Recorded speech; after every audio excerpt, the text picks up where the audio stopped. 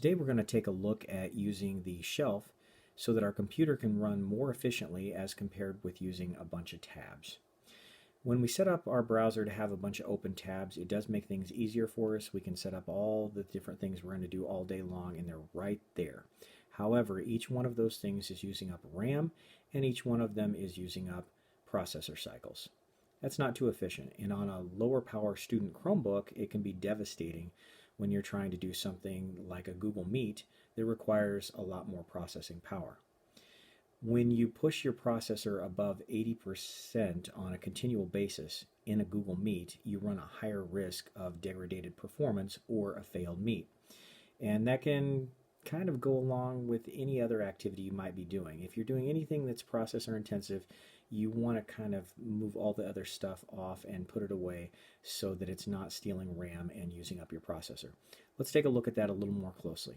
I have a bunch of tabs open. Each one of these tabs is loaded into memory and is using up RAM. On each one of these tabs, there's activity that's stealing processor cycles away from something that might be more important, like the Google Meet. So on this tab, I have a slideshow going. On this tab, CNET News, there's an animation right there. CNN, there might be some commercials popping in and up. They might have some JavaScript. Who knows? I have no control over anything that happens on these pages. I can't pause or stop them. If that tab's open, they're happening. To make that a little more clear, we'll pop over here to YouTube. I've got some relaxing music going.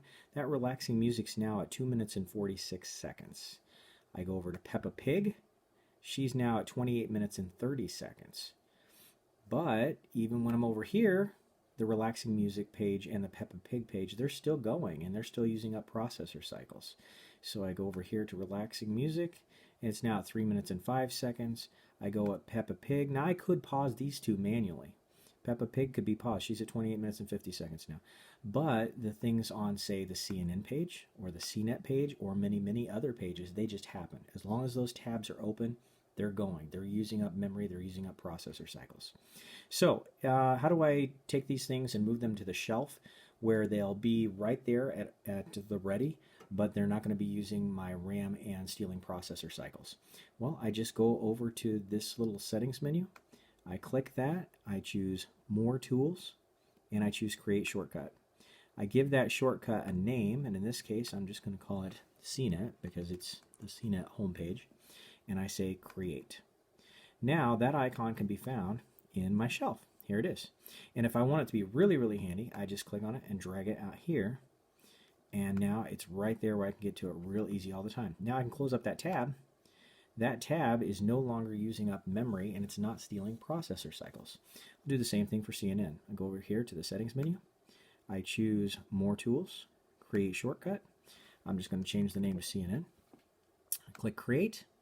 Now I find that in my shelf. There it is. I'm going to put it out here. I don't have to put it out here, but I am because this is what I'm going to use all the time. So I put this shelf back away and I close up that tab. That tab is no longer using up RAM. It's no longer stealing CPU cycles. However, whenever I want to go back to CNN or CNET, I just click it and I'm right back there. So still very convenient. Now I'm going to close that up, and what if you want to get rid of one of these things? Hold down your Alt key, click on it, and choose Uninstall. And that's about it. There you go. So that's how to get things put on your shelf and maybe make your computer work a little bit better. Have a great day. Bye.